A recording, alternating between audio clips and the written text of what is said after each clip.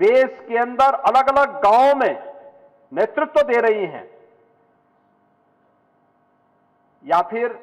महिला स्वयंसेवी समूह के माध्यम से 10 करोड़ महिलाओं के द्वारा अलग अलग क्षेत्र में स्वावलंबन के नए प्रतिमान स्थापित करने का कार्यक्रम। हर एक क्षेत्र में आज उन्होंने नेतृत्व प्रदान किया है और नारी शक्ति वंदन अधिनियम पंचायत और स्थानीय निकाय के बाद अब संसद और विधानसभा में 33% उन्हें भी आरक्षण की सुविधा का लाभ मिले और इसके लिए किसी रवि किशन की सीट नहीं लेनी पड़ेगी, बल्कि उनके लिए अलग से सीट अलग से बनाई जाएगी। इसके लिए यह भी व्यवस्था बना दी गई है। यानी यह भी कार्यक्रम प्रभावी ढंग से लागू करने का कार्यक्रम। अन्नदाता किसानों के लिए आपने देखा होगा, अन्नदाता किसानों के लिए भी अनेक कार्यक्रम प्रारंभ किए गए, सॉयल हेल्थ कार्ड से लेकर के प्रधानमंत्री फसल बीमा योजना, प्रधानमंत्री कृषि सिंचाई की योजना, प्रधानमंत्री किसान सम्मान की निधि, किसान के खेत में पानी पहुंचाया जा सके इसके लिए तमाम प्रकार की उनके लिए अन्य महत्वपूर्ण योजनाएं, और हर अन्नदाता किसान को उसके उत्पाद का लागत का 1.5 गुना दाम प्राप्त हो सके, इसके लिए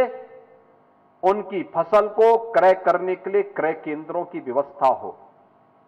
मंडियों का सुदृढ़ीकरण हो, श्रमिकों के लिए अनेक प्रकार की स्कीम लागू की गई, उनको सामाजिक सुरक्षा के दायरे में लाया गया, उसको सुरक्षा की गारंटी मिले। समाज के अंदर हर एक तबके के लिए कुछ न कुछ बड़े कार्यक्रम। अभी आपने हाल ही में देखा होगा, देश की स्वतंत्रता दिवस के अवसर पर प्रधानमंत्री जी ने जीएसटी में एक बड़े रिफॉर्म की चर्चा की थी।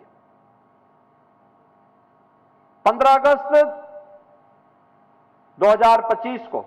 प्रधानमंत्री जी ने लाल किले की प्राचीर से घोषणा की और 15 अगस्त के बाद मात्र 18 दिन के अंदर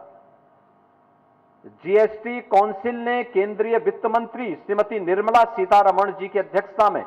जिसमें हर राज्य का वित्त मंत्री जीएसटी काउंसिल का सदस्य होता है,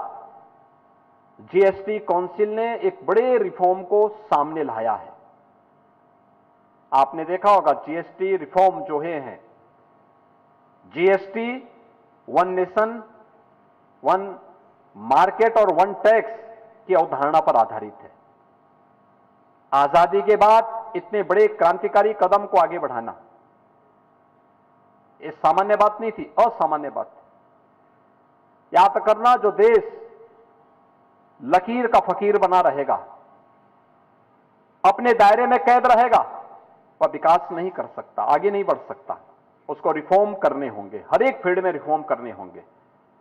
अधिक से अधिक छूट देनी पड़ेगी,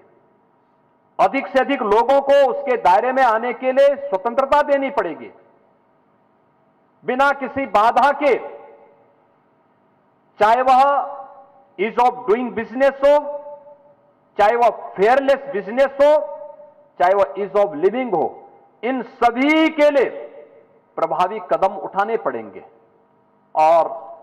जीएसटी लागू होते समय लोगों के मन में आशंका थी कि समस्याएं आएंगी, इकोनॉमी डूब जाएगी, लेकिन इकोनॉमी डूबी नहीं। भारत का जो अप्रत्यक्ष कर था